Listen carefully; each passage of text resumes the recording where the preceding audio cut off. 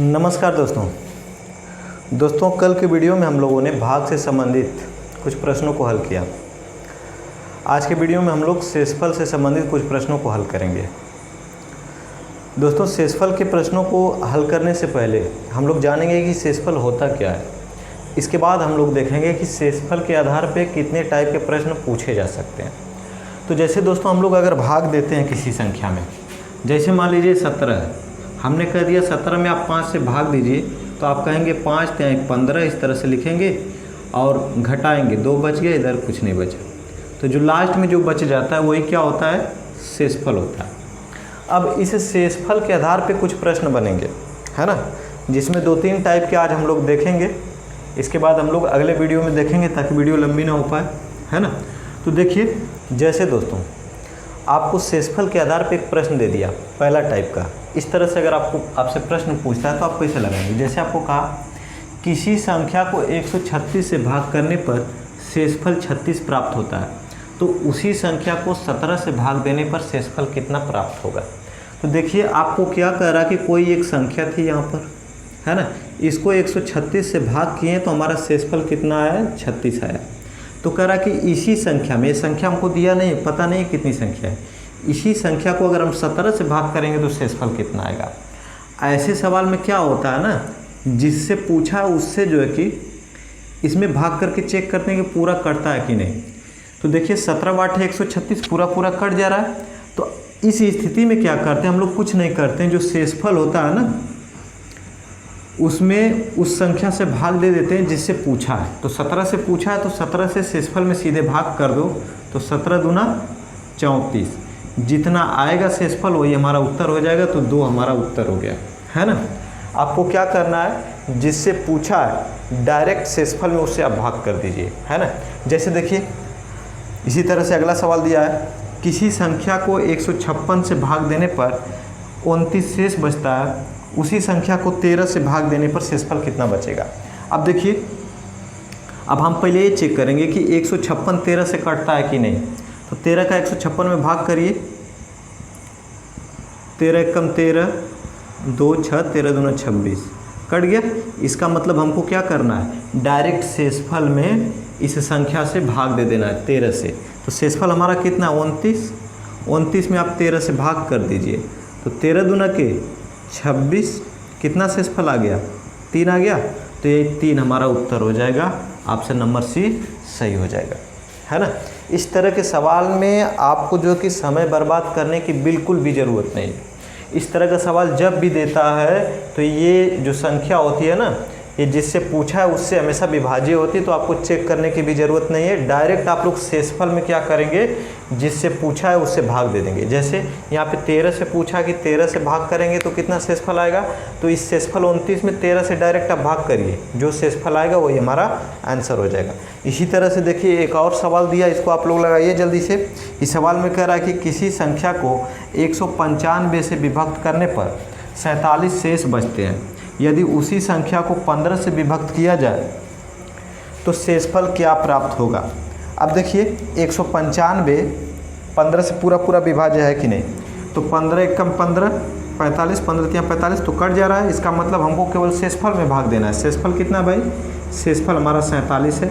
इसमें आप 15 से भाग करिए, तो 15 दूना 30, 15 × 3 = 45, 45 घटाएंगे 47 में शेषफल 2 आएगा, तो हमारा उत्तर क्या हो जाएगा, 2 हो जाएगा। यानी कि उसी संख्या में अगर हम 15 से भाग करेंगे तो शेषफल हमारा 2 आएगा, है ना दोस्तों।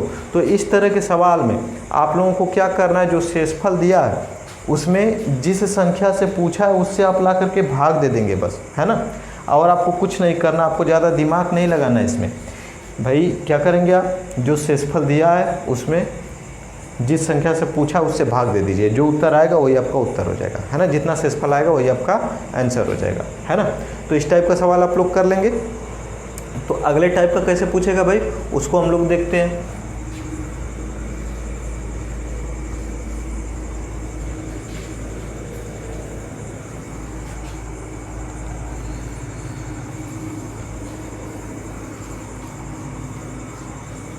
देखिए अगला टाइप क्या हो जाएगा। जैसे आपको कोई टाइप नंबर 2, जैसे आपको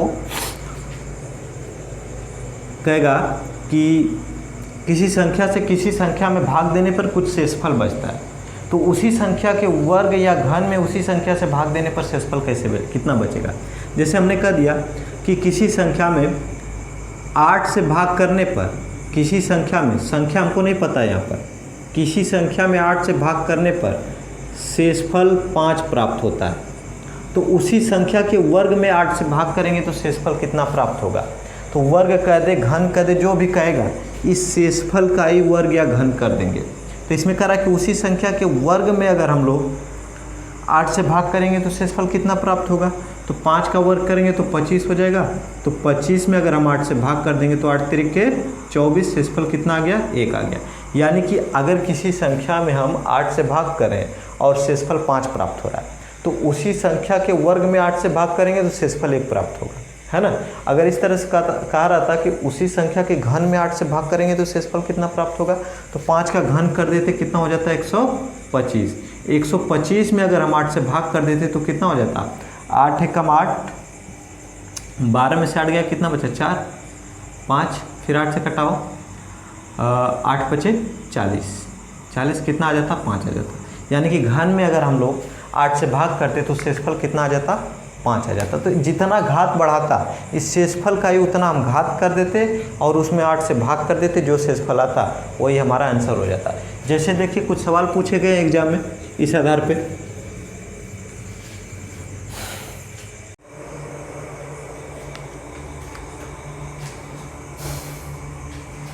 जैसे देखिए, जैसे आपको सवाल दे दिया, किसी संख्या को 6 से विभक्त करने पर शेषफल 3 प्राप्त होता है, तो उसी संख्या के वर्ग को 6 से भाग करने पर शेषफल कितना प्राप्त होगा।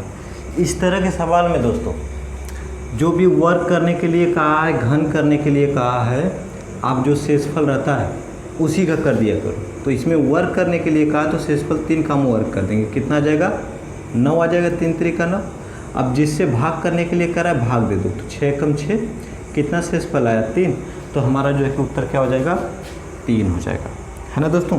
अब इसमें जो कि ज़्यादा दिमाग लगाने की ज़रूरत नहीं है, यक्स मानने की ज़रूरत नहीं, यक्स मान के लगाओगे बहुत ज़्यादा समय खा जाएगा, है ना। जैसे देखिए दूसरा सवाल कह रहा कि एक संख्या को 5 से भाग करने पर शेषफल 3 प्राप्त होता है, उसी संख्या के घन को 5 से भाग करने पर शेषफल कितना प्राप्त होगा। तो शेषफल कितना है, 3। अब इसका घन का है तो घन कर दो, घन देखो करेंगे, घन मतलब घाते 3। अब ये कितना हो जाएगा, 3 गुणे 3 गुणे 3, 3 त्रिका 9 त्रिक 27।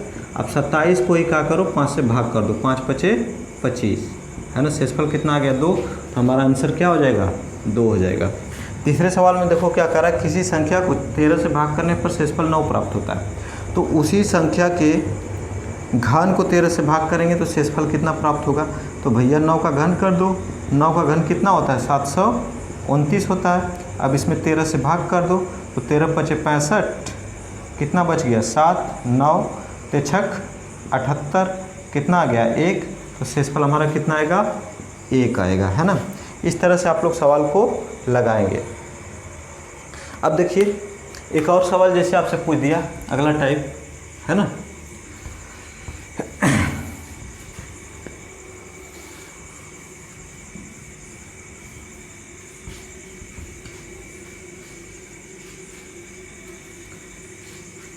अगला टाइप देखिए, जैसे आपसे सवाल पूछ दिया इस तरह से,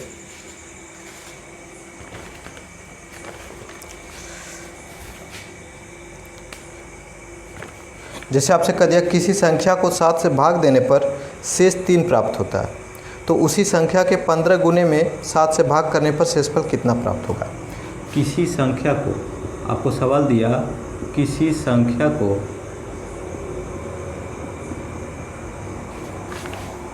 7 से भाग करने पर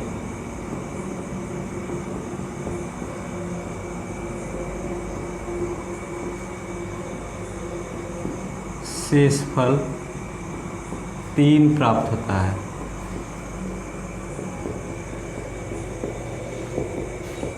तो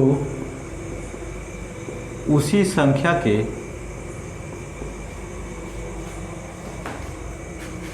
के 15 गुने को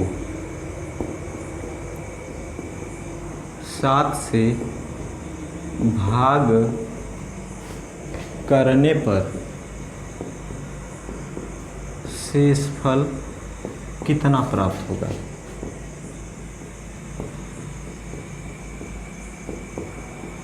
है ना, इस तरह से आपसे सवाल पूछ दिया। आपको क्या कह दिया, किसी संख्या को 7 से भाग करने पर शेषफल 3 प्राप्त होता है। तो उसी संख्या के 15 गुने को 7 से भाग करने पर शेषफल कितना प्राप्त होगा। तो ऐसे सवाल में भी आप क्या करेंगे, जो शेषफल पहले से मिला है और जितना गुना करने के लिए कह रहा है उतना गुना इसी का कर दो। 15 गुना तो 15 से गुणा कर दो, है ना। कितना आएगा भाई, 15 या 45। अब इस 45 में क्या करो, जिससे भाग करने के लिए कह रहा है उससे भाग कर दो, तो कितना हो जाएगा, 7 छंग 42 हो जाएगा और आपका शेषफल कितना आ जाएगा, 3 आ जाएगा, है ना। जब भी गुना वाला सवाल होगा तो उस शेषफल का ही आप गुना कर देंगे, है ना, और उस गुने में जिस संख्या से भाग देने के लिए कह रहा है आप उससे भाग कर देंगे, जो शेषफल आएगा वही हमारा आंसर हो जाएगा, है ना। आगे देखिए किस टाइप से आपसे प्रश्न पूछा जा सकता है। एक आध दो सवाल और हैं, जैसे देखिए एक सवाल आपसे पूछ लिया गया ये कि 4 की घाते 61 प्लस 4 की घाते 62 प्लस 4 की घाते 63 निम्नलिखित में से किससे विभाज्य है। निम्न में से किससे विभाज्य है। तो इस सवाल को आप कैसे लगाएंगे, आपको ऑप्शन भी दिया है। ऑप्शन है आपका 3, 11, 13, 17, 3, 11, 13, 17, है ना। तो इस सवाल को आप कैसे लगाएंगे, आपसे कह रहा कि ये दी गई संख्या निम्नलिखित में से किससे विभाज्य है। तो आप क्या करेंगे, जैसे आपको दिया है 4 की घाते 61 प्लस 4 की घाते 62 प्लस 4 की घाते 63। आप क्या करिए, इसमें से कॉमन ले लीजिए। तो 4 की घाते 61 आपका कॉमन हो गया, बचा क्या, यहाँ पे 1 बचा, यहाँ पे 1 4 बच जाएगा और यहाँ पे 4 के घाते 2 बच जाएगा, है ना। इसको हल कर लीजिए। तो 4 के घाते 61 गुणे 4 1 5 हो जाएगा प्लस 4 चौके 16 हो जाएगा। 16 5 कितना होता है भाई, 21 होता है। तो कितना हो जाएगा, 4 के घाते 61 गुणे 21। अब 21 किससे कटता है भाई, 21 3 से कटता है। 21 11 से नहीं कटेगा, 13 से नहीं कटेगा, 17 से नहीं कटेगा, लेकिन 3 से 21 3 से तो कटता है। इसका मतलब पूरी संख्या 3 से कटेगी। इस तरह का सवाल आप लोग ऐसे लगाएंगे। ऐसे ही एक और प्रश्न दिया हुआ है, आप लोग लगाइए। जैसे आपको ये वाला प्रश्न अगर दे दिया, 2 के घाते 71 प्लस 2 के घाते 72